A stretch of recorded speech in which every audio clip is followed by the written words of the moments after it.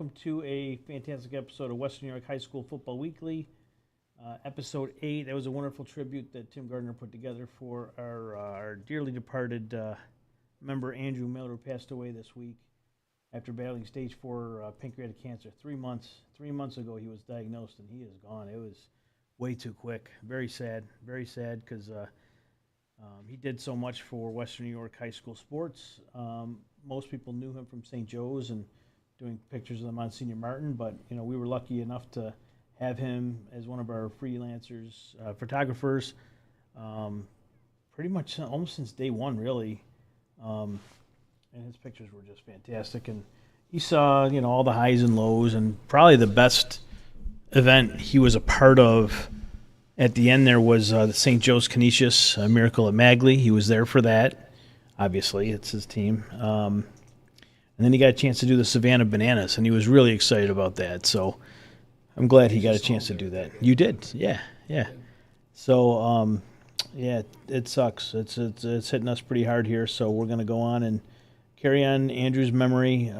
We will dedicate our hockey coverage to his memory this winter. That was his main sport. He loved hockey, so that's what we'll do there, and go from there. So thoughts are with his sister and brother-in-law and their family and friends and the St. Joe's community as well.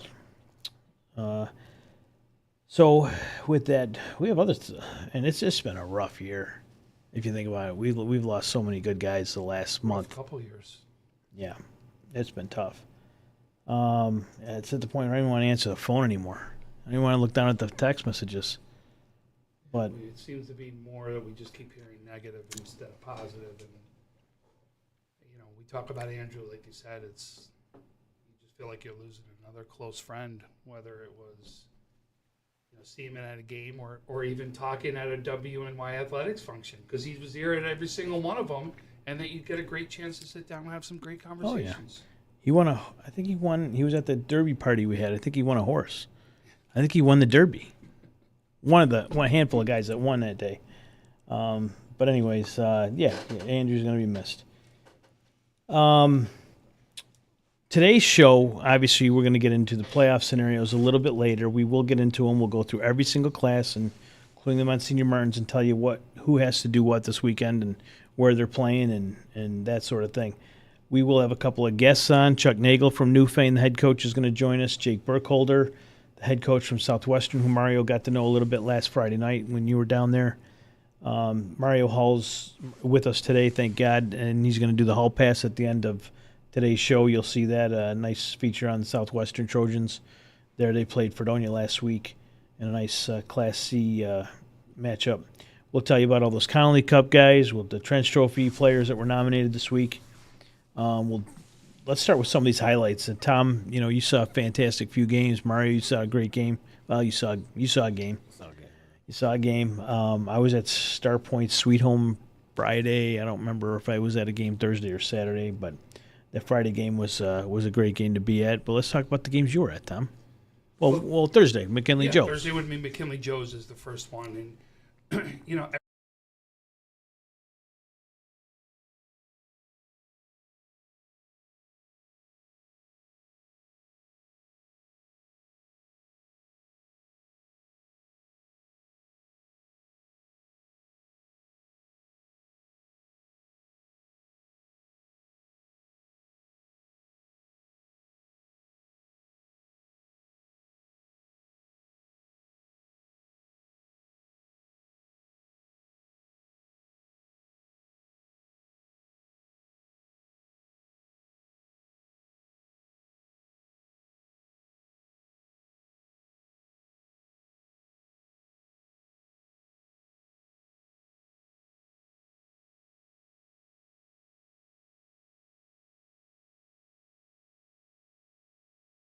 He just couldn't get him. They just couldn't hit him, and he was getting some separation early.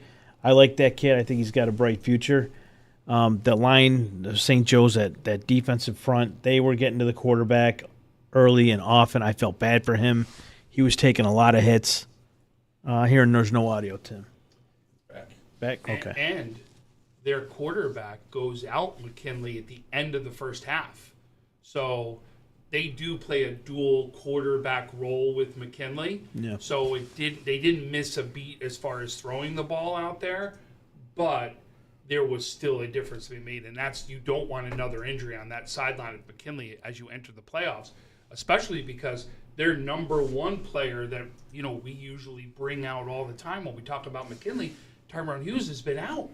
So you've got some big players right now that McKinley's got to get healthy quickly. And they kept him out of the Joe's game, rightfully so. There's no reason to put him in that situation. You've got to win this weekend at Clarence. You don't have to win, but that's the game.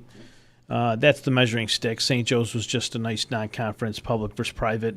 I think if McKinley's even at their full strength, I think they still struggle in that one personally. Yeah. But I like that Abernathy kid.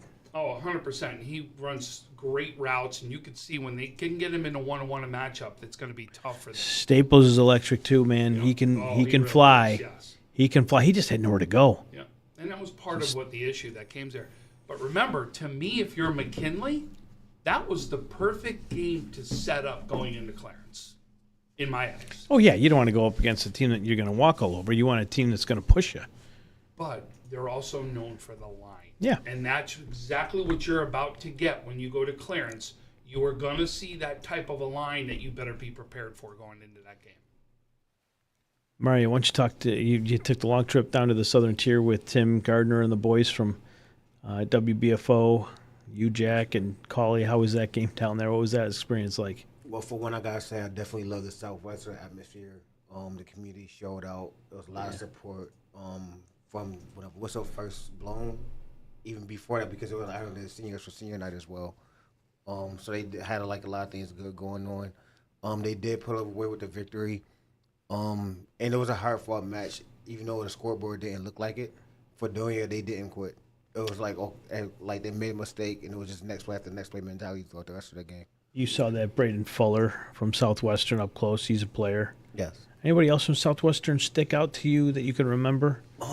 It's tough because you're behind that camera and you got so much going on. No, honestly, I want to say that each player from Southwestern waited patiently for their turn to be called, and they made the best of it. So I wouldn't say anybody just ran away with it, but it was just when my time was come, like, I'm going to do what I have to do. Even if it's not just me scoring a touchdown, but me just blocking. Okay. And everybody was just fully sound throughout the whole game. I got a question for you.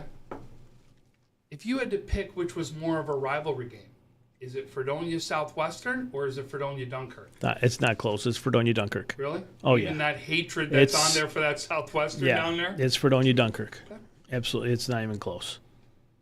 Yeah, they just don't like each other. Fredonia Southwest, they just don't like each That's other. where Fredonia the rivalry Dunkirk, gets created, you could go to Fredonia and talk smack about Dunkirk if you're Fredonia, but if you're Southwestern and you go to Fredonia and talk smack about Dunkirk, that's not going to fly. And if you're Southwestern, you're going to go to hang out with Dunkirk and talk smack about Fredonia, that's not going to fly. Fredonia and Dunkirk are going to watch each other's back.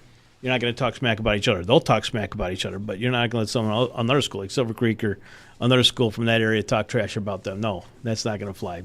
That's a real rivalry. They watch out for one another there. Well, that's, but yes, you say that because you don't think of that being a rivalry then. Which when one? Teams look out for each other like that, right? I think that's Depew, Lancaster are like that. Ken East, Ken West are like that. We don't. Ken East and Ken West are going to battle all day long, but they're not going to let people necessarily talk smack. There, though? It's not like it was. Okay. It's not like it was. A TNT. No. I don't think these kids have the same buy-in that the players did from 10, 20, even 30 years. It's not like that anymore. I mean, Timmy, what was your rivalry with Sweet Home? Would it be Will South or Grand Island? No, we played Amherst? Lancaster, Orchard Park. Those were your rivalries? Ken East, Ken West. That's surprised. Sweet Home really doesn't have another school that's within 5 miles that you can call a rival. Like East West is a Southwest. You guys are like stepchild. Jamestown. That's so far. You forget about the rivalry halfway there. We were an A school. Yeah, I guess it makes a little bit of sense. It was just a curious question because it's funny even how you answered it, which is what prompted me to ask the question. No, because East-West, if like me, you have to go to summer school. If you bunk a class in Ken West, you end up at Ken East for summer school, and those kids would come over to West if they flunk or whatever, so you share a summer school together. And so, back then, Tom, there wasn't travel baseball. It was house baseball. Exactly. So a lot of the same schools, kids played in the same teams together. So I don't think it was, as bad as it's definitely not as bad now as it was. I don't think it is anyways. You see all these kids are good friends off the field. They're all playing travel teams together. And I think that's because of what travel has done. Travel, and obviously, yes. And that goes for any sport, right? AAU basketball, travel baseball. Heck, it's even become football's starting to get this travel thing going with 7-7. Well, and plus the trainers. They go out to all these different places to the quarterbacks go together. The quarterbacks know each other. And the receivers go out. And the quarterbacks throwing passes to different receivers and things like that. And by the way, this reminds me, guys, next week we're out at Quantum, Don Tober's place out there in Depew. We're going to be doing our show on location next week. Yeah, so wanted to let you know about that. Give you fair warning. We're going to be traveling next week. I don't think there'll be a live studio audience, so to speak, but we're going to be out there anyways. What other games were of note from last week? Well, the other game I did was Newfane and Glebe Hill. That was a Saturday that came down to the wire. Oh, it was 0-0 with 5 minutes left inside the game. And this was two teams that wanted to go at each other via the run. And I kept saying, because both defense were just making incredible stops, play after play after play, and drives were getting stopped, that until you saw these teams go to the outside, this you thought was the game right there. There's the run. Here goes you could see the touchdown right after it, and the 2-point conversion is missed. So there's probably the 2-point conversion, or that's the touchdown. No. So you can see it was stopped, 6-0, and then with 2 minutes and 20 seconds, see how the runs come to the outside? That was the key to success on the last drive for Newfane. They finally got to the outside of those ends out there, and then that's when you saw them have an effective job, and they come down and march 7-0. Think about this. Capon was the one who comes down on that drive. And what I was actually most impressed with, you had just thrown an interception that everybody was starting to think that was the game, because obviously it was 0-0 coming into that time. And Capon, positive, nothing ever stopped. He comes down, and it's him that starts those runs going out to the outside and starts that success. He puts Newfane on his back for the run. Our Jamestown crew was at that Gowanda game where they hosted CWB, and that came down to the wire, and that was a back-and-forth game, high-flying affair, two fairly young quarterbacks. And here's some highlights here from that game that Norm Rodriguez did. And I'm not sure who else was on that call. Was Ken with him? Ken Ricker on that call? Or I'm not exactly sure. Luke was on camera, yeah. He did a pretty good job there. Look at Luke got that one. But think about it. It's a Hail Mary, in essence, that wins the game. Yeah, and it's coming up. Here's Gibbs spinning out. He's a guy that is getting a lot of recognition. There's a wide-open receiver. Must have been blown coverage there, Tom, and another touchdown. And this is Carter Capozzi, everybody, the junior, who's going to have a nice career, whether he plays baseball or goes on to play D3 football or higher, who knows. There's a nice lofty pass out there. Gibbs again. Look at that. Looks for one receiver, looks at another, chucks that up to his favorite receiver. Is that the big guy, Jacobson? Capozzi again, looks. Nice pump fake, Tom. That is a beautiful pass. Look at that. I mean, Gowanda really, I think, surprised CWB here. This might have been the final play. No? Okay. No, this was a shootout. Oh, that was another one. There jeez. you see this. That's exactly what you saw right there. This is probably why I'm going to go down and see that CWB game this Friday night with Portville. Remember, Portville brings the defense. That's They exactly do. what it's going to be. Look at that. He's running clock out there. What a smart heads-up play there by the receiver to kill some clock before going in. That must have been getting down to the nitty-gritty. Maybe this is it, Tom. This might have been the last one. Looking, lets it go. Look at that. That should have been on SportsCenter. I want to say thanks to Francis for getting that up on the internet so fast on our social media sites. Appreciate you doing that, Francis, last week. I appreciate that. I think I'm going to go check that game out. CWB hosts Portville. Let me ask you a question. Actually, there's one more game. There's that Sweet Home game, Start Point.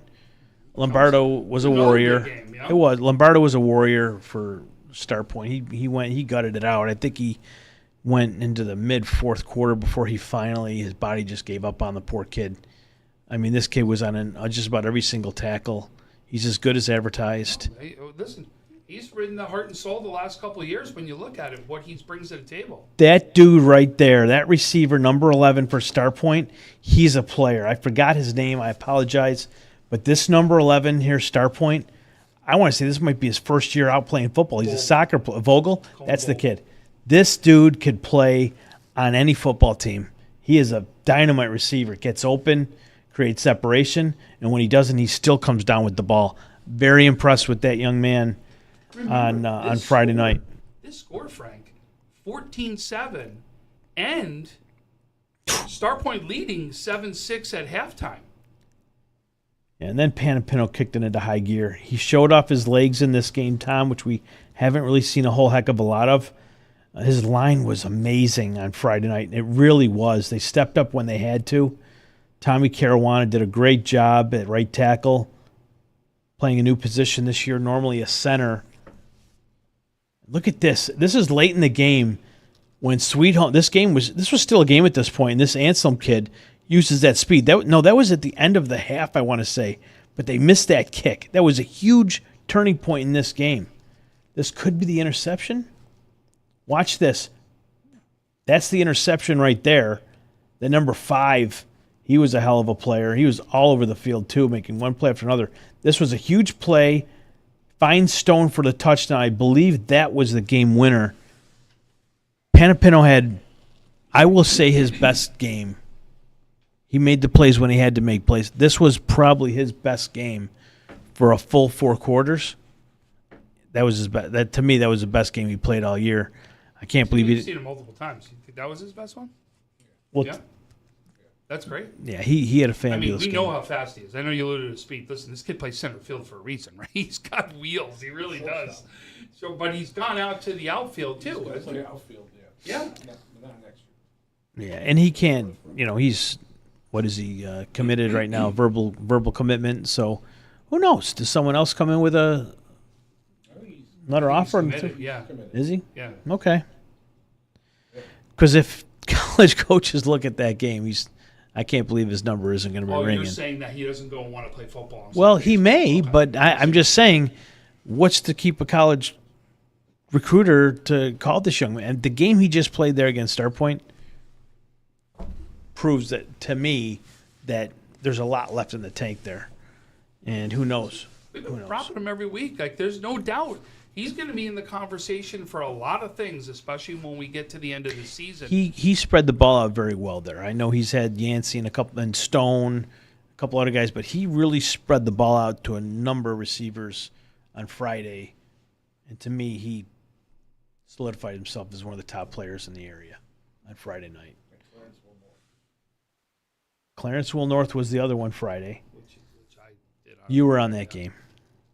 What impressed you most about North, and what impressed you the most about Clarence? Well, I love the defense of North, and I'll tell you, they really saw some things very well in this game. This was the true smash mouth football game, line against line, and you were really going to see which team came out, was able to be successful. That is a great example right there of what I loved about Tubin in these games. Did you see on that one, Mario? Did you see when he turned his shoulders before he threw it, even when he was on the run? Yes. He was on the run multiple times, and they were getting him out to the outside. And you just saw him square up those shoulders beautifully. And he is working with those coaches and doing those things that you want to see a quarterback getting ready to play the next level. And when you talk about Van Hoord comes into this one, Van Hoord didn't even play the first half. He's battling some injuries. But Coach looked at him at halftime and said, "You ready?" He goes, "Absolutely, Coach." And he got the call, and that was exactly, if you get a chance to listen to the interview, he actually says that right in the interview. Congratulations to Coach Burjo. It was a big Class A win there. Will North was hungry, and they're playing their best football right now. That's not a slight losing that game to Clarence. I think they still got some football left in them, and they're going to make things interesting. That's going to be a tough out, man. They need to win this week. They need to beat Niagara Wheatfield this week to get themselves into a playoff spot. We're going to talk about those playoff scenarios Why don't we give a shout out to our players of the week nominated by the Connolly Cup, Timmy? You got that graphic? There you are, buddy. Chase Bonta from Jamestown, Michael Falls, Lancaster, Max Dio, Portville, Corey Holleran from Salamanca, Carter Jabu, Pioneer, Nick Jacobson, CWB, Braden Lamont, Akron, Justice Kleitz gets on there again from Iroquois, Ryan Lawrence, Bennett, Tyson McKay, Jackson Moritz, Maryville, Adam Nunez, no stranger to this list, week in, week out. Jacob Roth from Falconer finally gets up on that list. And then there's Brady Wilkinson, Brady Wiscup from East Aurora, Holland, and Preston Woodworth from Medina, all having top performers. They are the players of the week from the Connolly Cup. Now, folks, real quick, just because a kid isn't on the list this week doesn't mean he didn't have a great week. It doesn't mean that the Connolly Cup didn't notice him. You can only put so many kids up there. Relax. Your son played fantastic. He's not going to make the list every week. On one time to be able to be considered for one of the top 10 spots. Correct. And if you had one great week out of 9 so far, one fantastic week out of 8, you're not the Connolly Cup Player of the Year. You have to have 10 straight weeks of fantastic football, week in, week out. You have 2 good weeks, great. But Connolly Cup, we're looking for the guy who's had 10 weeks of nothing but smash mouth, great production, and all different facets of the game. Unless you're a quarterback and you only play quarterback. But, that's what they're looking for. Trench, what do we got for Trench this week, Timmy? Peyton Brock, St. Joe's, what a beast he is. LaFerald Hines, Jr., Lackawanna. Owen Kent from Iroquois. Hamza Merrick from Wilson. Levi Otero, Jr. from Olean. Chaz Sundquist from Falconer. And Mike Welsh from Frontier. Good to see a Frontier guy make that list. They've been struggling this year, as is Wilson. So congratulations to those 2 programs for getting on the list. It's good to see that. Those 2 names I've been talking about all season is Brock and Hines Jr. right there. And I'll tell you, if you think you're going to go in a game against Lackawanna and you want to go ahead and triple and you want to do whatever you want to Sammy, this young man right here is going to also have a field day out here. He's that good, and he is going to be someone that we're going to be talking about going to the next level. And Peyton Brock, I've just been impressed with all the way back to the Canisius game. Sure. This kid has done it on defense over and over and over again. And, in fact, he was one of our players of the game against McKinley. He was just that good. Connolly Cup Trench Trophy, the lists are out. We've talked about them. Congratulations to all those young men who made the list. Continue having great seasons. Why don't we take a quick commercial break? You're watching Western New York High School Football Weekly. It's episode 8 with Tom Prince, Mario Hall, Tim Gardner, and myself. We'll be back in a moment. We've got a VIP at 3 o'clock. We're gonna go side right pick, Riptide Blazer, safety key, full boat up 3. On now, ready?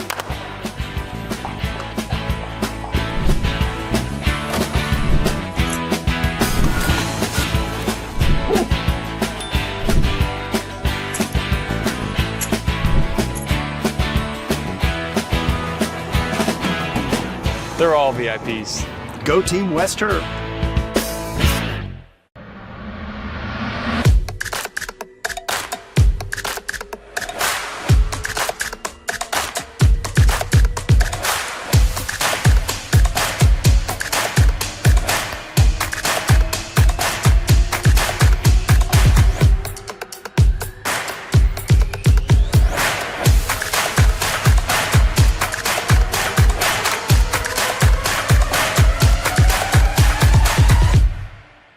And remember, you can call me anytime.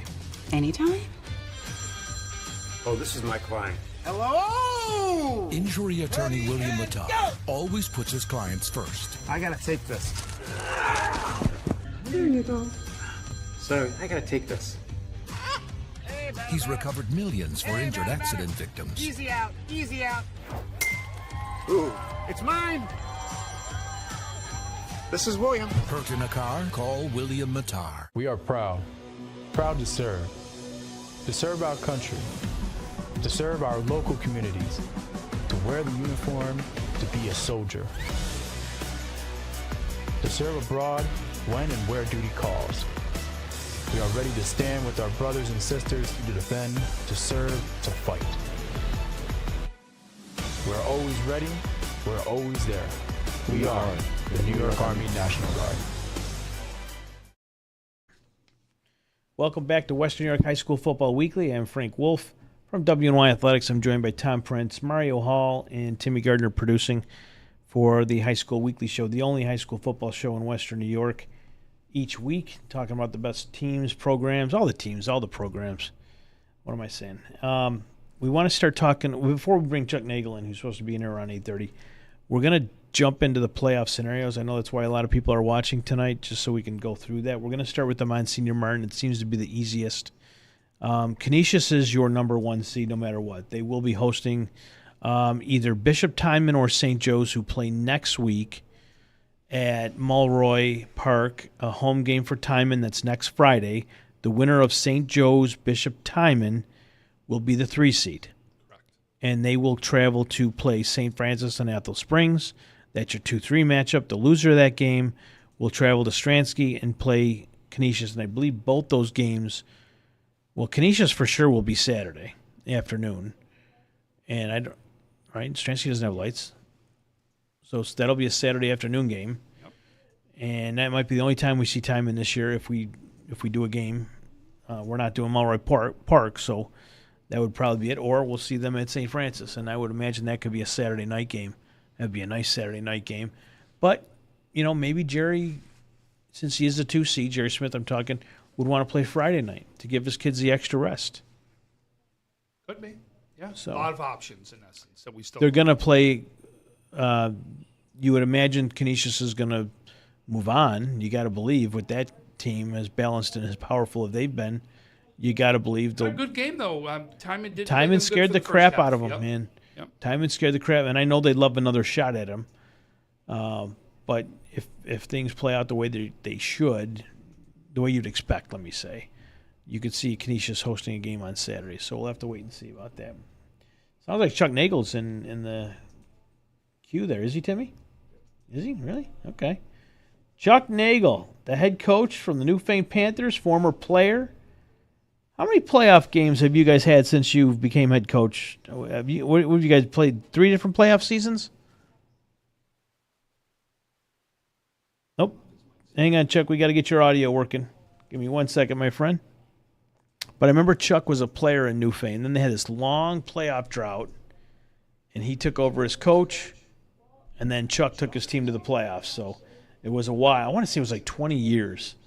When his audio comes in, he can tell me. He can tell you anyways. Hey, Chuck, do we got you? Still a little bit of an audio problem. Could be on us. We'll keep talking until we bring him in. You think it's on Chuck's end? Yeah, right now no audio for Chuck, but we'll keep on trying. No, the reason also what I want to recognize right now is while we're waiting for Coach to be able to get his sound up is when I did the post-game interview with him, he was so made sure that he congratulated every one of those coaches that also had a play in it, that it was a team thing. This whole thing is about a team, and he really put the words out there whenever we talked about something that was positive, the old line, right, the defensive line, what we saw Capon do to put the team on his shoulders there in that last drive. Every one of the time I've asked him a question, he made sure that a coach got thanked for it. And Newfane is in a unique position right now because, Tom, they lose to Alden, and you thought the dam was going to break because Alden comes in there with just after losing their top player, and they still pull off the win there. So you're scratching your head. I thought Newfane was really, really good, and Alden comes in playing well, better than they have, but they lose their lifeline. I mean, the heart of that team is gone, and somehow they win. But if you look back at that game, it was kind of similar to Cleve Hill, right? Just 1 point. Oh yeah, it was same score. Yeah. Just the only flip was they had 6 in the Alden game. They got 7 in the Cleve Hill game. That's the only difference. So that woke them up. Maybe that loss was the best thing that happened to them. Well, I mean, obviously they played another very, very close game that was out there, and I really believe they were just making sure that they were establishing the run in this game. Remember that 7-6 loss to Alden? The weather was horrendous that week. It was really bad, and they had to play through the elements that were there. But really, one of the biggest things that you've got to give them credit for is the first loss Medina has taken in years inside that conference right there, because it's been a perennial powerhouse year after year after year. And Newfane got them right at the right time early in this season because that team is so young, trying to make whatever adjustments it needed to make. Newfane was ready with a new quarterback to be able to go out there and do some special things. Took advantage, and that's what you had to do in that situation. But Medina's a different team right now. Oh, they're hitting on all cylinders. That line is now coming together, and they really understand, I think, what it takes to win a football game now. We're going to try and reconnect the coach, Chuck Nagel, from Newfane. Chuck, we got you? All right, can you hear me now? Oh, loud and clear. So, Chuck, you were a former player at Newfane, then you became coach, but how was it 20 years in between playoff berths for Newfane? 1993, and then we hit the next berth in 2017. Yeah, so it was a while.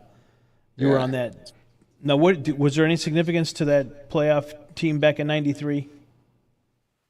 I compare that team a lot to what we have going on this season. A lot of good-hearted kids, that were buddies not only on the field but off.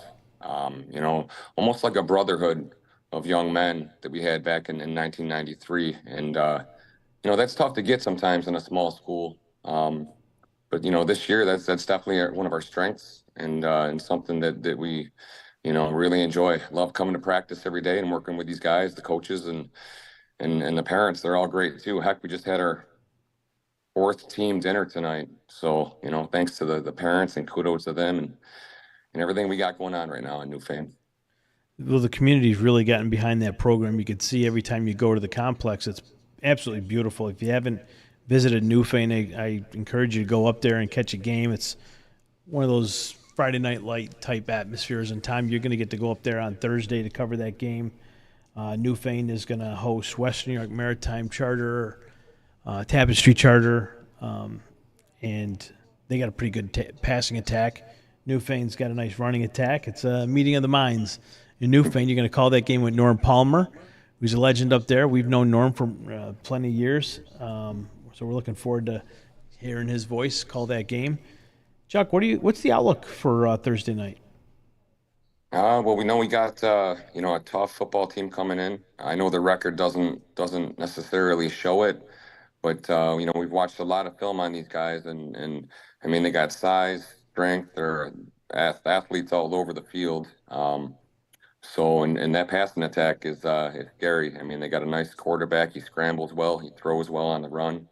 I mean, he's tough to bring down. So I think we're in for a big test tomorrow night. Definitely going to create some challenges and some problems, I'm sure. Tommy, what do you got for Coach? You saw this last game was all about the trenches.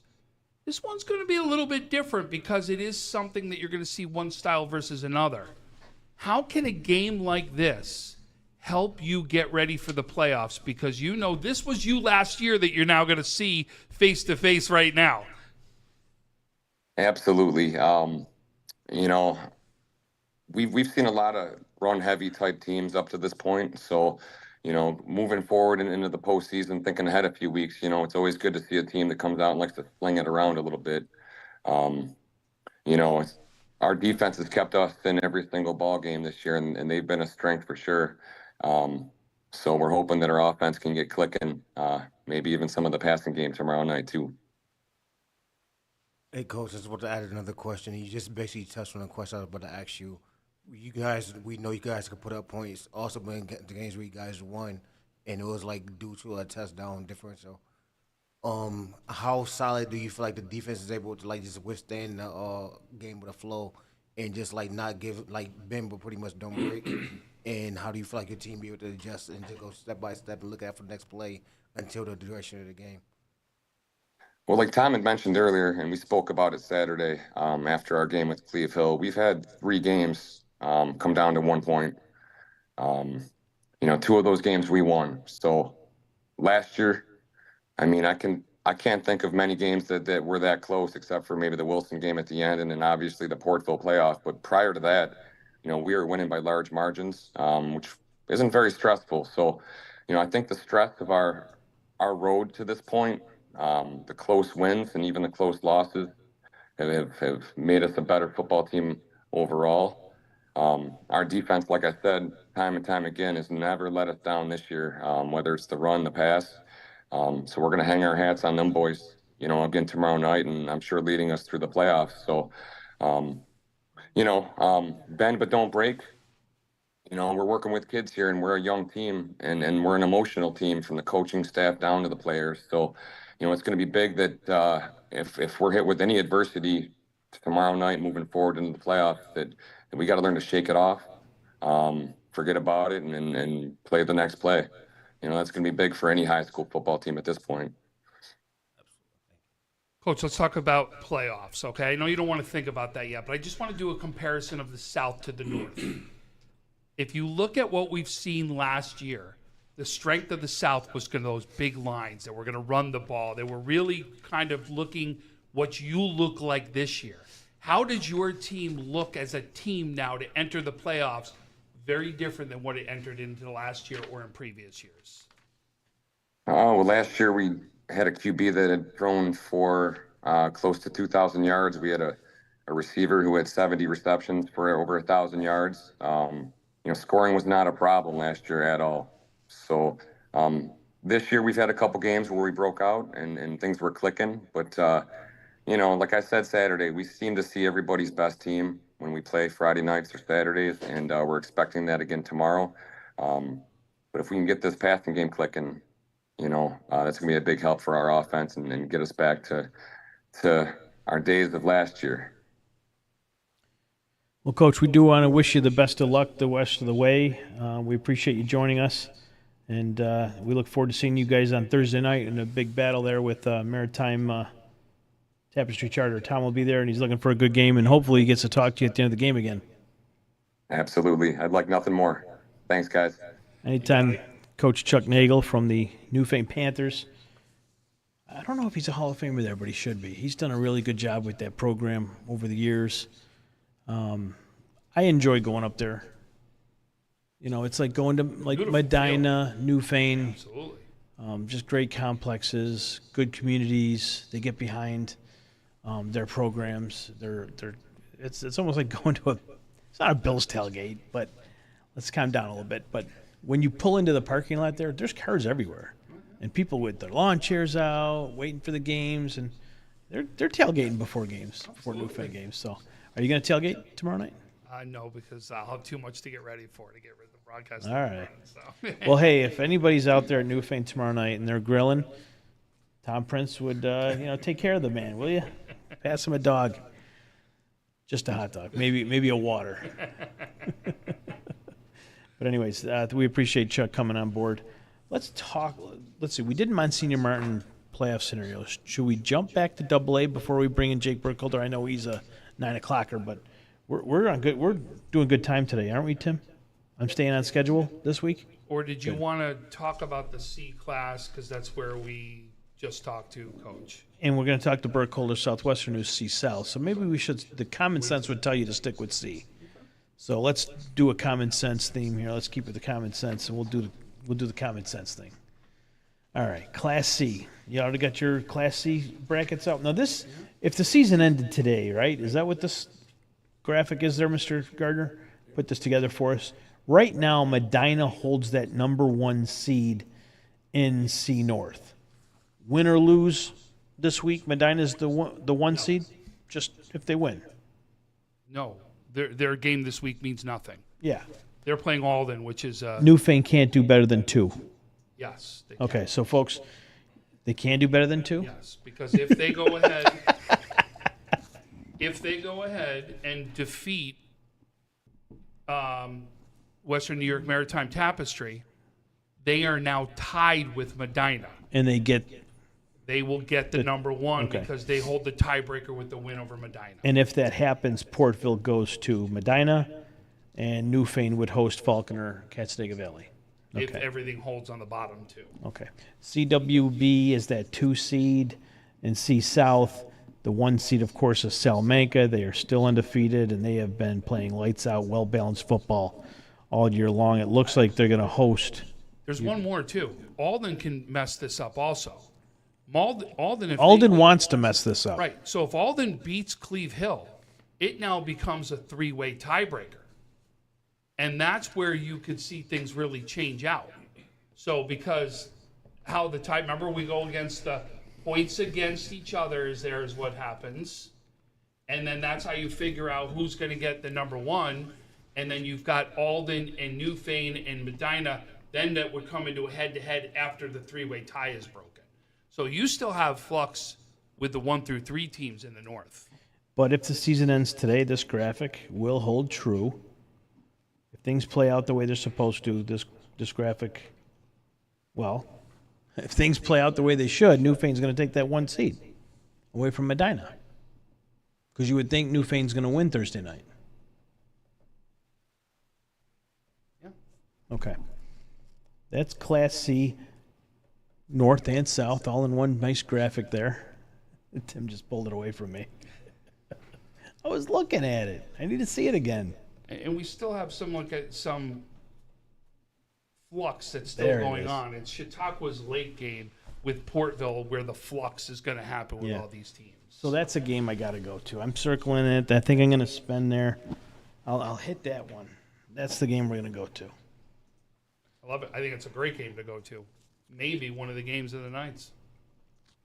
I agree. So I will tell you, last week, real quick, CWB went and played Gowanda, a D school who's been struggling a little bit this year, playing a little bit better with that quarterback, of course, but they've been struggling. Is that a game where CWB went in there thinking they were going to roll them and they were just maybe overconfident? Well, remember, too, technically the game doesn't mean anything, right? In the standings, as far as things goes. And I don't mean that as a knock. It doesn't mean anything to whether you're going to go to the playoffs or not. And ultimately your goal is to get to the playoffs. So do you look at that game as differently, that you're trying to sharpen up certain things or making sure this happens right for your team in this particular instance? Who knows, right? We weren't in the huddles. We'll never know to be able to do it. But they still had a very competitive game that they needed to come up big and pull it out, and they did. They did win the game. They did win the game, but I think that's one of those games where you just were a little too overconfident there. That's probably the wake-up call they needed. Sometimes, like I said, you can win and still learn from a win, and hopefully Absolutely. that's exactly what one of those was. Absolutely. So I'm looking forward to this game. Portville's played some really good football all year. I know they've struggled at Salamanca. But that's an interesting game this Friday night at Chautauqua Lake. Why don't we go back to Double A? That seems to be a little less confusing than some of these other divisions. We're going to go up to Double A. There it is. Bennett right now, and they should hold on to that 1 seed. They do play Orchard Park in Orchard Park on Friday. And you got to believe that there will be a lot of people at that game. Oh, you're talking about Conley Cup people, Trench people, no doubt. That's a TV game. How this works out ultimately is Bennett wins, they stay number 1. They lose, they drop to 3. That's how big the drop comes. So this win becomes that important because right now you would actually lose a home game if you don't go ahead and win this game that you need to win the last week of the regular season. Wow. Okay, so Bennett holds on. Then that means Lancaster gets the 2. They'll host Hutch Tech Friday night. Orchard Park would host Lockport on Friday night the following week. And then Niagara Falls, who is actually playing in Jamestown this week, will have to make that long drive down to Strider Field again a week from now. You're impressed with that Niagara Falls team. Well, look, they've been in so many games. Yep. Obviously, they were down by a touchdown. They came big in the second half. We had seen in the past, like Niagara Falls teams, if they went down big, the comeback didn't happen. This happened, right? This is a different team. They're playing real well. They've got that big size. They've got the speed out there. This is a team, I'm telling you, if you take lightly going into the playoffs, you could find yourselves with a big mistake. Mario, what's your thoughts on this? Double A. It's just all overall great football. It's hard to knock off Bennett. Everybody just had them working on a schedule. and also just Jamestown, phenomenal team. Can't forget about Lancaster, and pretty much just excited. You can't really mark off anybody. No. Who's the last loss Bennett had in the regular season? Quakers. So that's what makes it a fun matchup, right? And really, we've seen some great things come from Ciano. We're going to get a chance to see two quarterbacks go at it nice, and you've got some very good running backs and wide receivers on that Bennett team, which is really going to be fun to watch. It's good to see Ryan Lawrence get a few more carries or get more in on the action, because I honestly think that's still one of the top players in West New York. We just haven't seen a lot of them yet this year, but in true Bennett style, they don't show all their cards. You know, they don't have to. Right, because they got so many different weapons that are so successful out in the field. If you remember the year when Lewis won the Conley Cup, we weren't talking to him till right about now. Is when he came into because he wasn't the year he won the cup. Yeah, he came on in the second half, and then remember the playoffs were unbelievable to watch him carry the team. Well, I don't think he didn't win the Conley Cup that year. No, even the year that he won, it was late. Like, in other words, did Lewis win the cup? I don't think he won the Conley Cup that year. No, he didn't. The kid from Iroquois won. Oh, but hold on.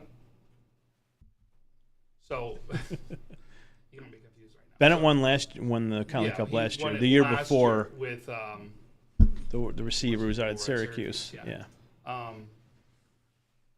You're right. He absolutely did, and it was the year that Iroquois won. But remember, we weren't even talking about We him may not have been at this point. This was about when we started talking about it. Okay. Because this is when we all started going, oh my God, you start to see you know the what? numbers. Offensively, because defensively he was dominating games. That was the big. He had like 7 interceptions for Absolutely. touchdowns. Now, but we weren't talking about him, and then all of a sudden, remember, he became that. Did a player go down? Did a player go down that year and maybe put him into the forefront? Or maybe they were using a committee. They were using a committee. They were using the committee. They were blowing everybody out. So what happened was they didn't need him to go and run and take over games. And then when it came time to do it, this is when all of a sudden we started going, okay, whoa, why are we watching Lewis out here? Yeah. So my apologies. I said that he had won, and that was my mistake that I made. What you were referring to is he wasn't having he was putting up the numbers that the kid from Bennett last year was putting up, where you couldn't neglect. I believe that was Allen. Dominic Allen is the kid that lost. No, he didn't win the Conley Cup that year. That's the kid we're referring to from 2 years ago. But the kid last year was now I forgot his name already. He's at Syracuse with the kid with Rashad Perry. We'll do a commercial check and we'll figure out who that kid was. But before we do that, let's get into the A's. Let's get away from Bennett for a second and get back into our A1 and A2 scenario, starting with A1 right there. Right now, Clarence would be hosting Will East. They would have the A1 top spot, and there's Will East, A2 4. Sweet Home. You don't have A2? What do you mean you don't have A2? You got they're mixed. Oh. Okay. All right. Clarence would be hosting Will East. Sweet Home would be hosting Will North. Ken West would be hosting West Seneca West. That would be a Saturday game. And McKinley would be hosting Star Point if things hold true. Is there any movement at all in A's this week that could have impact? Will North are both battling for the number one. Whoever wins gets that number one spot. Correct. Right. Right. So that's the number one. Will North still needs to defeat. They got to beat Niagara Wheatfield. Niagara Wheatfield to get into this, but they can actually jump up with a McKinley loss and their win. They jump to number 2. Yeah. So they'll absolutely jump up because of this. So Will North really needs a big win against Niagara Wheatfield, and then absolutely needs to then root for Clarence so they actually get a home game there next week. So that's some of the scenarios happening in A. Mario's got something? No. Okay. All right. Thought you had late breaking news. But West Seneca West has battled themselves back into a potential playoff spot here. Jameer Thomas is the kid's name from Bennett. Yes, okay, we got you. Ken West is coming on strong as of late. Will East has got a couple of guys that are really starting to poke in their heads up and having some really good ends of the year. You mentioned Santoro, the sophomore. Quarterback's got to have a good game.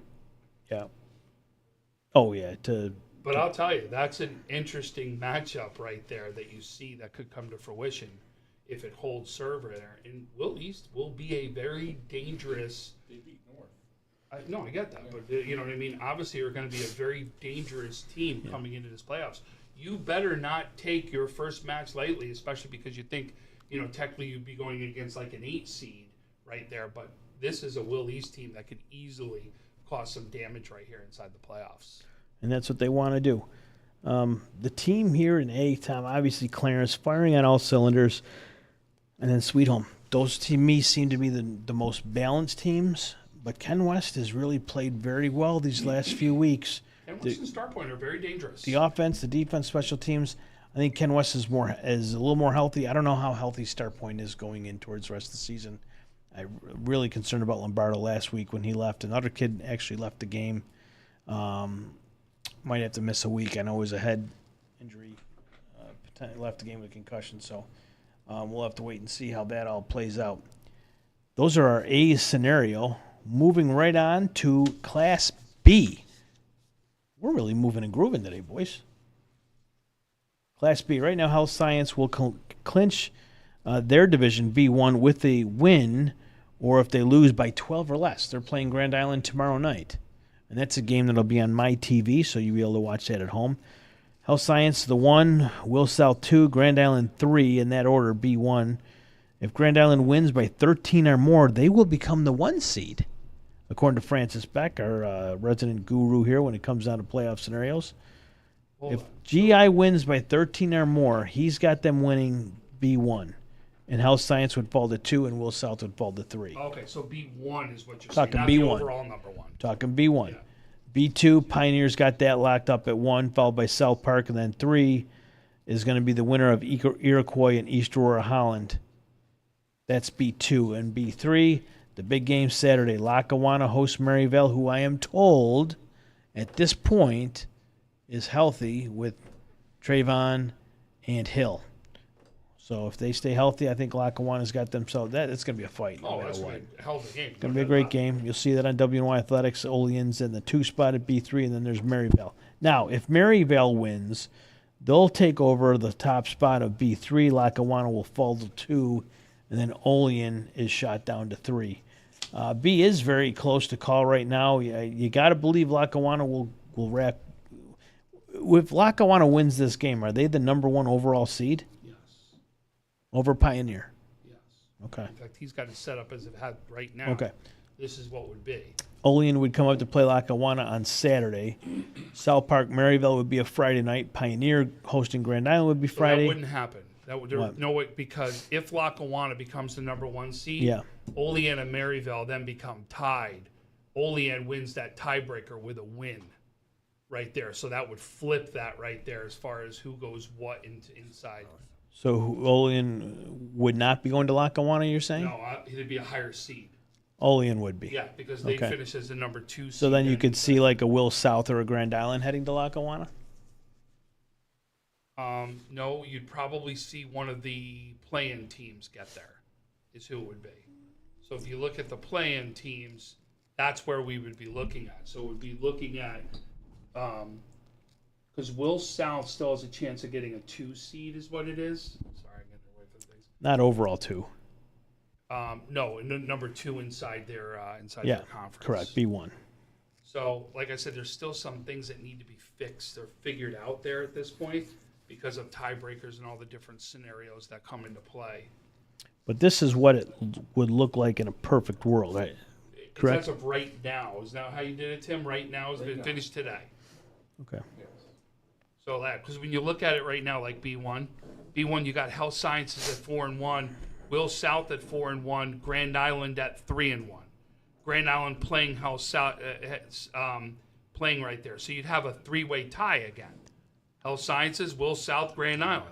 You go to the tiebreaker, and then what breaks the tiebreaker?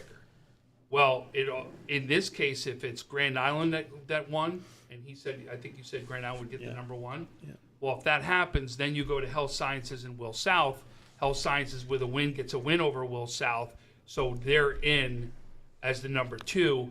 Will South now would drop into one of those other spots. I don't think there'll be any playoff games on Thursday night. I think those will be just Chuck Funky Bowls. Usually what they are. Yeah, you won't see any of these teams playing on Thursday. They'll get that extra day rest. And they'll go right into Friday. But you will have some Chuck Funky Bowl games on Thursday. Great matchups in those, too. We're going to see absolutely. some fun teams involved. There's a lot of good teams that won't make it into the final playoff bracket. Especially in this the B division. We've talked Monsignor Martin. We've talked AA. We did A. We've done B. We've done C. We just got D left. But we have a coach that wants to join the program. We had Chuck. I'll be okay. Jake Burkholder, the head coach from the Southwestern Trojans, is there. Yeah, why don't we do that? Why don't we take a quick break before we bring Jake in? You're watching Western New York High School Football Weekly on WNY Athletics. Western New York Immediate Care's new locations are now open. Whether you've suffered a minor injury or just aren't feeling well, Western New York Immediate Care provides safe, quick, high-quality care at an affordable cost. Our clinicians are trained to diagnose and treat non-life-threatening injuries and illnesses and are equipped with on-site x-ray and labs to help you feel better, faster. With 4 convenient locations open 7 days a week, Western New York Immediate Care is here to help when and where you need us. Visit us online to learn more. Do you insure a lot of businesses? Yes, we do. How about restaurants? We got a bunch. Do you cover property damage? Yes, we do. How about my equipment? Covered. How about sewer backup? We got it. What if my cook gets hurt? They're covered. Foodborne illnesses? Covered. What if my party tent goes down? Covered under property damage. And you say this is all under one policy? One policy. When do I pay? Once a month. Just one time? Just one. Is there anything you don't cover? What's your record for consecutive questions asked? 31. Tables. We don't do tables. Gotta love Buffalo. For more information, visit www.paulwolfagency.com. Look, Patriot account is not going to close itself. Looks like you're going to be here late again. I need this by morning.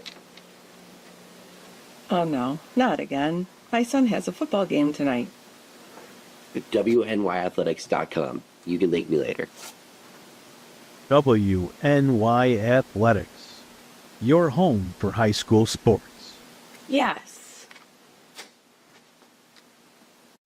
Logistics Plus is a global transportation provider headquartered in Erie, PA, with locations worldwide, including right here in Western New York. Logistics Plus is consistently recognized as a fast-growing transportation and logistics company, great supply chain partner, top freight broker, leading project cargo manager, and a great place to work. With a strong passion for excellence, our 500-plus employees put the plus in logistics. For an efficient, personal approach for all of your transportation needs, more information about our Buffalo office is available at logisticsplus.com/Buffalo. Welcome back to Western New York High School Football Weekly. I am Frank Wolf, joined by Mario Hall, Tom Prince, and Tim Gardner is producing our program today. We're going to take another call. Who's in the hot seat now, Timmy? There he is. Jakey Burkholder, Southwestern Trojans head coach. How you doing, Coach? How's it going, Frank? Very good. How about you? Not bad, not bad. Now listen, being down at Southwestern, do you also have to root for the Eagles? Is that in the job description or no? Yeah, I root for the Eagles. I root for the Eagles for sure. I'm unfortunately not a Bills fan. I can't go to this game next week. Tommy's a big Giants fan over here, and he makes no bones about it. So you've had been able to go down to Eagles camp, not this past summer, but 2 summers before that. You were down at Eagles as a guest of Nick Sirianni's. That's kind of cool. Yeah, it was an awesome opportunity. I mean, just to be around some of the best in the business, and just kind of see how things run at that level compared to high school and the college level, and awesome opportunity that I can't thank them enough for. It's been a strange year for Southwestern. We saw you guys out at Cortland. We saw you out at Jamestown, the passing league down there. Just trying a lot of different things. Some new players coming in and out. Where are you guys now from when the last time I really saw you guys, which was prior to the season? I don't think I've been to Southwestern this year, so I didn't get a chance to really see you guys other than on live streams. But where are you now compared to where you were from the summer? Yeah, I mean, I think kids are really coming together at the right time right now. I mean, obviously it's a big playoff push. Got a big week this week against Faulkner, but we're really kind of gelling together, and everybody's putting their best foot forward and kind of pushing through some of those nicks and bruises and sicknesses that kind of all come together at the end of the season. So, we're kind of firing on all cylinders at the right time. Had a great week last week, and looking forward to this Friday. I know last year you kind of had to put some guys in positions that you may not have wanted them in, but you did what you had to do. Yeah. Is it like that this year? Did you have to put guys in different positions because of an injury here or there or whatever? Or do you have players in the spots you've wanted them in, where you've had them penciled in since the start? Well, I mean, every season we got to make adjustments. I mean, this season's no different. We've made some adjustments along the offensive line. Defensively, we've made some adjustments and moved some guys from, corner to safety to linebacker, kind of bouncing guys around. But, that's game by game, depending on our opponent and where we think kids are going to fit the best. Tommy had a question for you. So, Coach, you know when I'm going to ask a question, it's got to start with the trenches is where we're going to begin. And this year really seems to be, when you look at the upper end of the divisions, that's where it is. You look at that line and you're going to go, yeah, that is one heck of a line. Talk about how your line has progressed and where they are right now to enter this last week and then hopefully into the playoffs.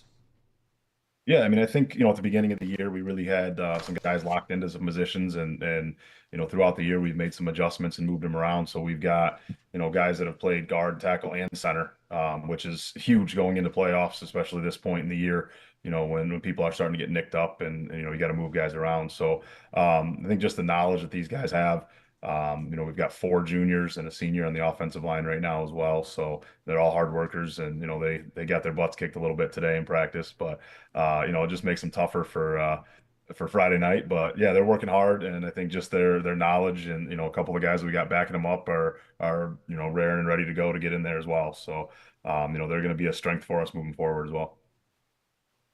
This matchup against Faulkner, they're another team that's starting to come together late. I know I was high on them earlier in the year. They had some injuries and some other things happen, but they're starting to play some pretty good football at the right time too. How do you attack them this year, knowing that they start? How do you attack them this week, knowing that they're playing for a lot more than just a win here? They need to win. Yeah, I mean, I think we both have a lot on the line this year for sure. It's always Faulkner last week of the season for us, one of our rivalry games, and there's a lot on the line this year, especially with playoff spot up for grabs. So. Physicality and just composure and limiting those mental mistakes is going to be huge for us. We've struggled a little bit riding the wave a little bit with some of those ups and downs throughout some games this year, but last couple of weeks we've really been able to put that together and ride those things out. And I think that's what it's going to take. It's going to take all hands on deck this week. Hey, Coach, I don't have a question, but just a general comment. Frank asked me when I was at the game, like, did any particular player stepped out? And I was honestly, no, I feel like your team was just firing on all cylinders. It was just like the next man up. Whenever somebody get their play call, they'll take advantage. If their name wasn't called, they'll do the assignment and let somebody else take the lead. And I feel like it was just a well-coached team throughout the way. And I want to say phenomenal, great job. Yeah, thank you. Appreciate that. Yeah, I mean, we got a lot of kids that are just willing to do whatever it takes. If that's going out and throwing a block or, maybe sacrificing themselves to take on a lead blocker and let somebody else make the play, they're willing to do that. So, I mean, that's what it takes for teams to be successful. It's, the kids at the end of the day, the kids are what makes it happen. So, we got a great group of kids that are willing to fight for the guy next to them. And, that's put us in a good spot. The bottom line though, Coach, heading into this Friday night, you guys know how important that game is and what is on the line. Are they more focused right now than they've ever been at any point in the season, would you say?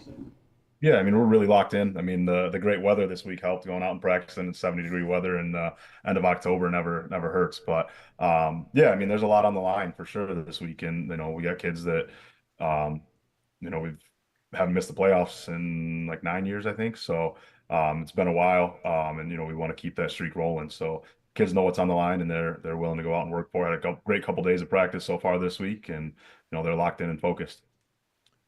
Well, Coach, we appreciate your time. Wish you guys the best of luck on Friday night. Stay healthy, and we'll see you down the road. We'll see you down there. All right. We'll be coming down for the call, so get ready. All right, sounds good. You're going down there? Yeah. When are you going down there? Friday. You are? Yeah. Oh, that's right. You are going down there. I hope they got his eyes on that shot right there. I forgot. Oh, yeah, Coach. Get ready. He's never seen that entrance before. He hasn't seen your entrance. We're at Faulkner, though, so. Oh, shit. Yeah, Shoot. That's right. You can't do that. So we're going to have to wait another year for that one. All right, now you got to go down. You got to go down. All right, done game. deal. That's Okay, Southwestern. so- And you got me to So swear. there's the deal. Get the win, and then you get me down for a game so I can see that entrance. All right, sounds good. And probably an FCC violation over here, too, now. Thank you, Coach B. All right, thanks. Bye. Coach Burkholder came into that job kind of late in the year, right? Yeah. And when he came in, it was under some crazy circumstances, but he's done a phenomenal job with Southwestern since he's been there. And how good would that team be right now with Hoos on the line? Oh, my gosh. That was a killer loss for them. But these guys soldiered on. It's like Mario had said, next man up. I think they really rallied around that. Some do. You know. Sometimes, listen, in essence, isn't that been the Bills' cry this year? We lost a player, and we've rallied around, and that's where we're supposed to be better for it. So that's what, at least that's their mindset. Yeah. Not that they are, but it's a mindset you want your team to take on. Absolutely. Class D playoffs. Why don't we bring up that graphic? There it is. All year long, it's been CSP at the top. They've really dominated Class D for the second straight year. The only game that was somewhat close was that FV Titans game. But CSP kind of pulled away there at the end. Randolph at that 2 seed. Shout out to Jackson Morrison. This young man left the game. There's some unfortunate circumstances last weekend. It was a very scary situation, I'm told. He's doing much better. Definitely bruised. There was a chance that he'd be cleared to play this week. Wow. So that was crazy. But, where was Randolph again this week? I had him up. I don't know if that's a game he needs to play. Randolph, go on. to, this is the game that can make all the rankings go nuts. So we'll have to wait and see if he goes. I know that they'd love to have him in there, but if he can't go, next man up. FE Titans in at 3, and then Cat Little Valley at 6, and then there's Wilson at 5, and go on to right now at least at 4. Go on to really played well last week. It was a heartbreaking loss for them, but those are the kind of losses that make you a lot better. Actually, it can go two ways. That a loss like that can go two ways, but I think with the quarterback they have down there, Capozzi, and some of those coaches that they have down there, I think that they're going to turn that into a positive, and maybe they rebound even stronger. So that could be just what they needed. Really, the game is this Randolph-Gowanda game. This is what can flip the rankings right here. So Gowanda can get a chance to get a number 2 seed, and Randolph could fall to another 4 seed. It's all about getting the win, but Gowanda not only needs to win, but they have to win by 15 or more points to get that number 2 seed. Yeah. Randolph can hold the number 2 with a win or a loss of less than 14 points. Nobody wants to go to CSP. Oh, well, again, all you're doing is that's another thing, too, because it's the 2-4 seed, right? So you want to go to the semifinals or get a chance to go to the stadium. That's what you're looking at in either one of these possible cases. Yeah. So those are your Class D playoff scenarios. CSP gets Cat Little Valley. Is that tomorrow night? Is that a Thursday night game or a Friday night game? Which one, the CSP game? Yeah, the CSP game. Look, I thought someone told me they were a Thursday night game. Yep. They are. Yeah, Thursday night, CSP at Cat Little Valley. So we've gone through all the scenarios for you. If you have a question you want to throw it at us on YouTube, go ahead. Use that chat on YouTube and throw us a question. Mario, of all the games you've seen up until this point, all the teams, I'll ask you this. Who do you like if you had to throw out there a team that you think has the direct shot to Highmark? Who is that team? As far as any class? Can't get past Bennett. I mean, but actually was the CSP go for Class D. I like them as well, honestly. Yeah. I got to agree with that. I think out of all these classes, Tom, I don't see how CSP doesn't walk right into CSP. Walk I right think into when you Highmark. look at each class. Yeah. But remember, I don't want you to. We can't count out teams like Franklinville, Ellicottville that has done it year. Remember, even just 2 years ago, we said, "Oh, this may be a down year for them," and then boom, they're standing at the stadium all of a sudden. They've done it time and time again, the question is, do they Things stay the way they are, though. They'll meet CSP at Highmark. Yeah, it's the. What I'm saying is, who is going to Highmark? Like, who can, book the hotel rooms? Yeah, but you're again that could be, let's say Randolph lost and they're a 4 seed. That Randolph CSP game could be a very interesting one, especially the way they've been playing. Yeah. As of late, right now, we've really seen them do some damage. But I don't disagree. Like CSP, I'm agreeing. Like I think that's the team you look at.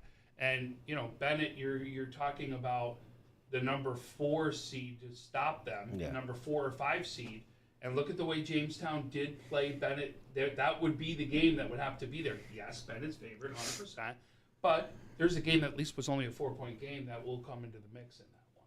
Played at all high. Yes, and then again, it's that traveling up too thing that we talk about, or traveling the opposite way.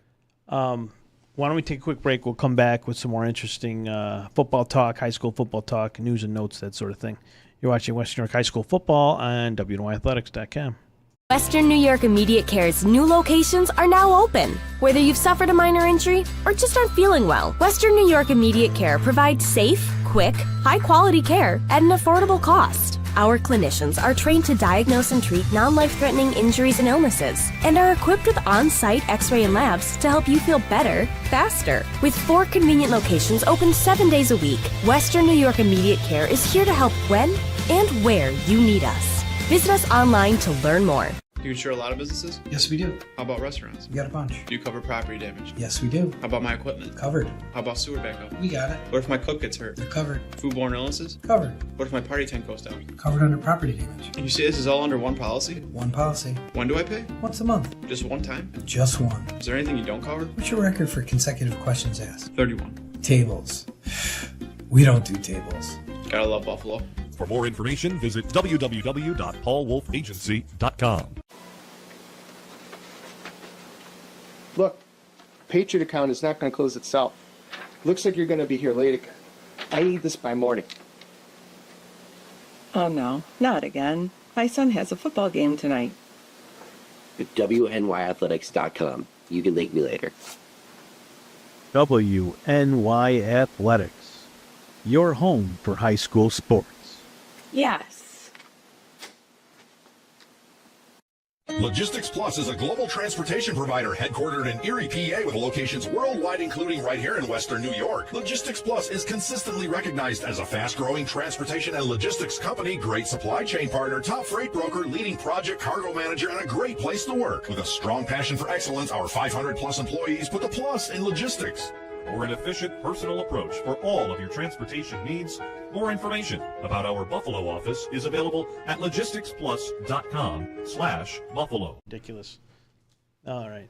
We're back on WNY Athletics, high school football, weekly show with Tom Prince and some clown behind me, Mario Hall and Timmy Gardner. We're talking high school football. We are going into week 8, which is rivalry week.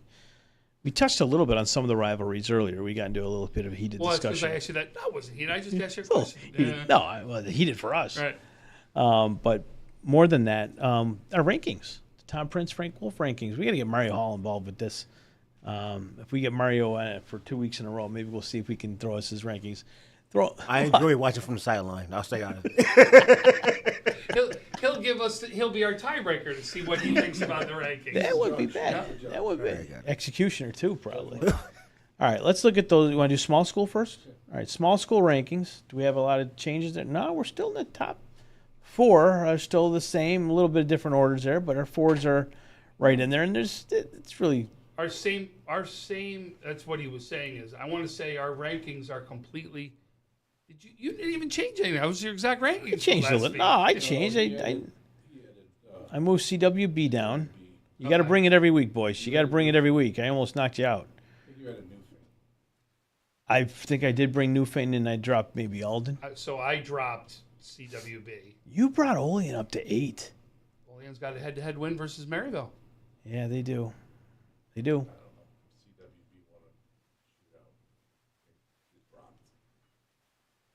It's the lower class, though. I mean, that's. And I'm again, not happy if I'm them. But you got to remember the teams that jumped ahead of them. outside of Maryville, who was in already there, all only have one loss. So these rankings are close. They're not exact, but they're close. You got Salamanca and CSP a little higher than I do. Medina higher. You got Olean on your list. I don't have Olean at all.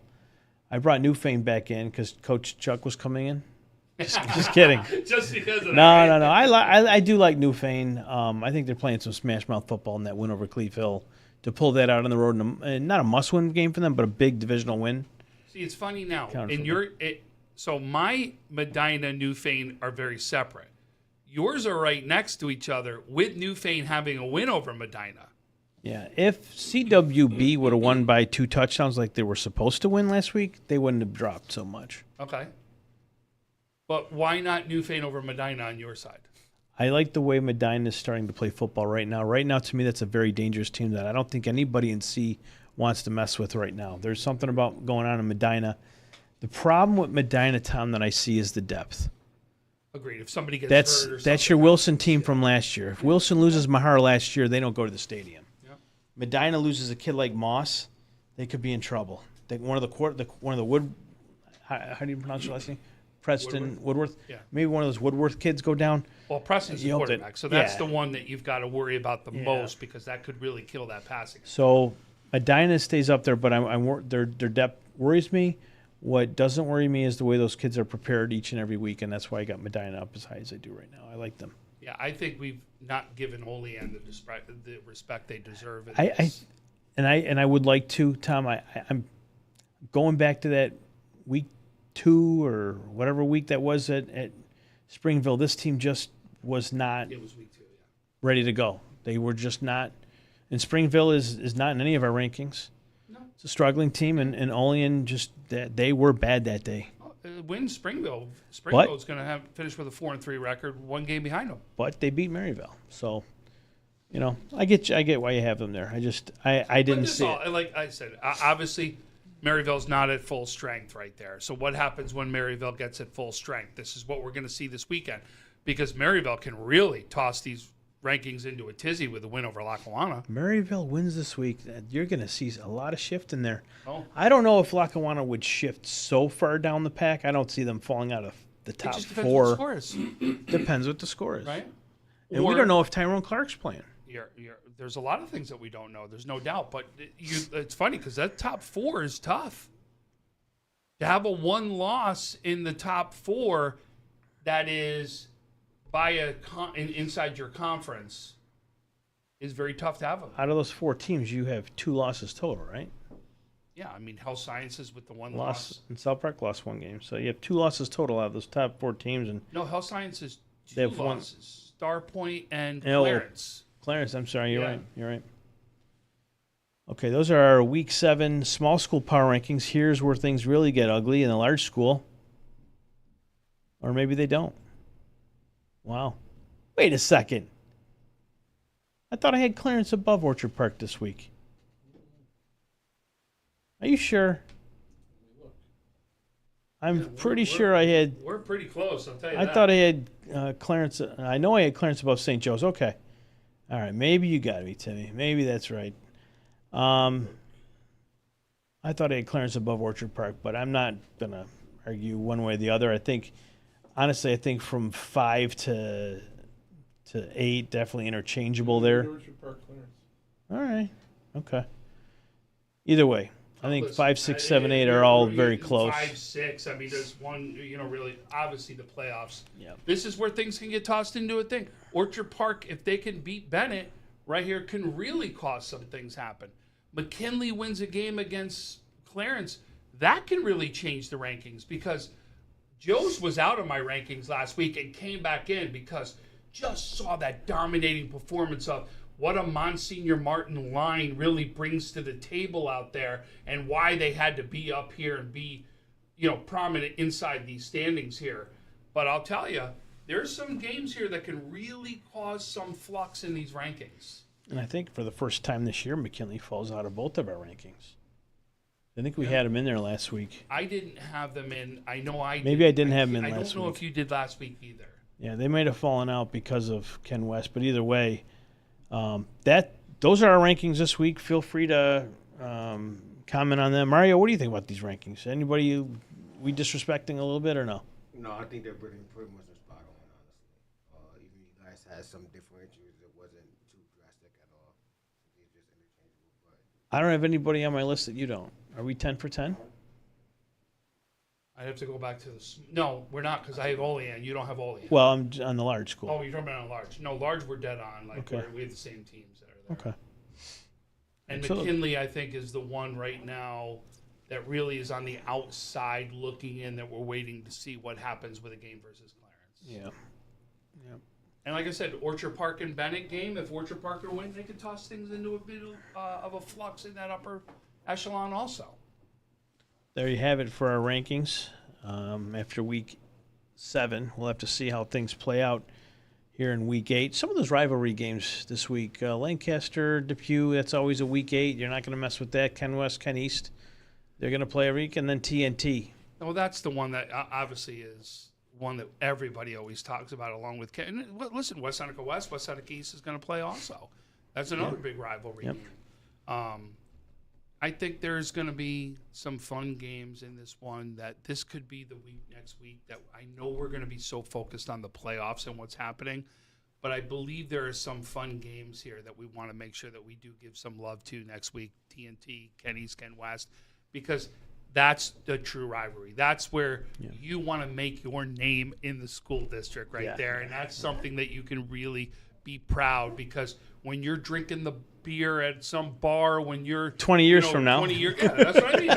20 years from now, what's going to be the game that you're sitting at the bar talking about? I mean, I don't know what you guys were doing down at Cornwall High School, on rivalry week. Who was your rival? Telling you what I was getting. Who was your rival? It depends on the sport, but it usually was Monroe Woodbury. That was the was one of the biggest rivalries. Okay, they come up here for hockey, I think, every year, Timmy, in the Frozen. Yeah. What about the graphic we have for games we're actually doing? There you go. Thursday night, tomorrow, Western New York Maritime Tapestry taking on Newfane up there. It's Norm Palmer and Tom Prince on the call. That'll be on NFHS. Friday night, you get Southwestern at Falconer, Casadega Valley, Maple Grove. That's Norm Rodriguez along with Tom Prince down there. That's an NFHS game, as is the Tonawanda-North Tonawanda game. And I want to say that's the first time we've ever done that game. Yeah, because TNT. Unfortunately, we've been, we got a little bit more to help us get some of these games that we really wanted to get in. The other game Friday night is on TV. Timmy Gardner, you're one of the producers there. Jack Cruiser, Pat Qualley, the former athletic director at Hamburg, calling the Bennett at Orchard Park game. And then Saturday we got 3 games for you, all on WNY Athletics. Maryvale, Lackawanna, that's the big one. Silver Creek at Cardinal O'Hara. I love those 2 coaches there. I know they're struggling. There's no wins there between the 2, but someone's got to win that game. Sean Helmer, who's actually born on January 25th, same day as me. And Coach Mangold there from O'Hara is a Ken West grad, as I am. So I'm hoping for a tie. I want a 35-35 tie. And then late that night, Akron and Wilson, 2 more coaches that we really love going at it. I know Akron had high hopes this year. Some injuries did them in, unfortunately. I got to tell you, if they would have had Patterson for a full year, could you imagine what we'd be talking about right now inside that C division, and how that really could be that crunched up with 5 teams going after all those spots? That would have been fun. Absolutely. That's basically about it. I did want to give a couple shout-outs. Number 1, Matt Slocum. He works for us out in Syracuse, CNY Athletics. He's been with us for a while. Calls a lot of NFHS games and things like that. Had a little bit of he had a little bit of a health scare this week, Matt. If you're watching, I want to give you a shout out, buddy. We're thinking about you back here in Buffalo. We'll get you back on the air as soon as you're healthy enough to join us. Brian Thomas from Fredonia, longtime supporter of Western New York Athletics, celebrating a birthday today down in Fredonia. Brian, you share a birthday with my late grandfather. Frank Anthony Catalano would be 107 years old today. He was born in Dunkirk, New York. So happy birthday to my late grandfather as well. Any other shout-outs we got to give, Timmy? Can you think of any? It was your anniversary last Saturday. How about your wife? Oh, sure. Go ahead. She's not watching. Well, she's on stars in one of our commercials. So, Christina, congratulations for putting up with Tim for so long. or vice versa. Tim's a good dude. But yeah, that's basically about it. Mario was a little down last week, little health issues, sniffles. Feeling a bit better. All right. So anyway, we pretty good show today. Thank you very much for all you guys watching and listening. Tom, any last parting shots? This is the final week. Do not come off that field and say, I wish I could have. Yeah. Because you're going to be going home instead of being in the playoffs to create a memory for not only you, but the entire school district, town, everybody. Do not say, I wish I did this. I do want to apologize to the Kenton community. We did have that Ken East, Ken West game on our schedule. I don't know what happened, but either way, it's the Hall of Fame weekend, so there's a lot going on, and they asked us, maybe next year. So wouldn't be able to do that one. The TNT game, thanks, Colin Gallo, who's one of our fans watching. Remind everyone, that game starts at 6. You want to get to that one a little bit early. Why do they start that one at 6 o'clock? Something tells me they wanted to get to the bar after that game. I love my friends from TNT. I know a lot of guys who grew up and played in that game, and that had to be it. They wanted to get to the bar early. And I will say this, I'm excited this game's going to happen. Because Yes. at the beginning of the year, Kinda wanted to head we it did forward. have concerns this game may not happen. Yeah. So I am very glad to see that they're going to have full teams, and hopefully this is going to be a great one. Yep. Mario, any final shots? Closing arguments? No, same. You guys hit the nail on the coffin. Pretty much, just take this last game, playoff opportunities in place, take it as granted, and play your best. But I'm still thinking about Andrew as well. So that's final thoughts for him as well. Yeah. I want to thank Sean Turry for getting a lot of those great shots and videos of him throughout the year for us. Harry Skull sent some photos in of Andrew, so thank you very much to Harry Skull. My only thing that I will say in closing is to those teams and players that already know they're going to the playoffs. Keep your composure. Keep your composure, because if you get thrown out of a game Thursday, Friday, or Saturday, you are not playing next week. So there's a lot of teams that are playing this week, going to the playoffs. They're playing teams that are not going to be playoff eligible. Keep that in mind. Play hard, but play smart. Because if you get tossed, you're going to miss that first week of the playoffs. And that could be it for your high school career. So play smart, play hard. Play hard and play smart, right? Anyways, so Colin, he's talking to us here in the chat before we end the show. Colin, I know the game's always been played at 6, but was it because you guys wanted to get to the bar early? It's okay. It's a family show. All right. Colin's not going to answer that. But anyways, thank to Farkas for monitoring the room for us. And we will see you here same time next week. Oh, wait. Yeah, Mario's Hall Pass is coming up. Don't go anywhere. Stay right there. Thank you, though, for watching. Tim Gardner producing Mario Hall, Tom Prince, and I am Frank Wolf. See you next week from Quantum out in Depew.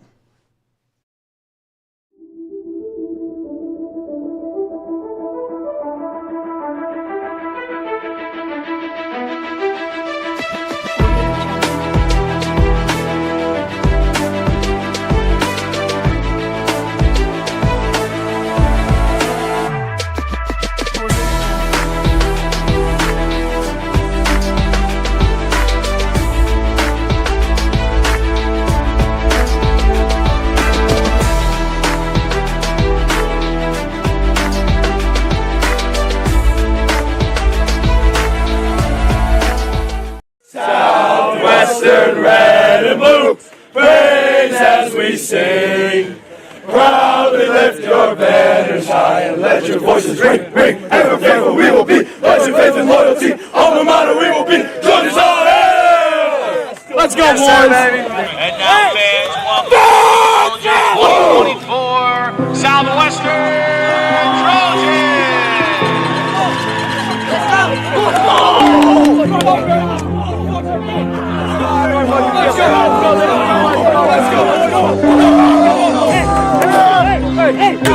Let's go! Everybody, 1, 2, 3,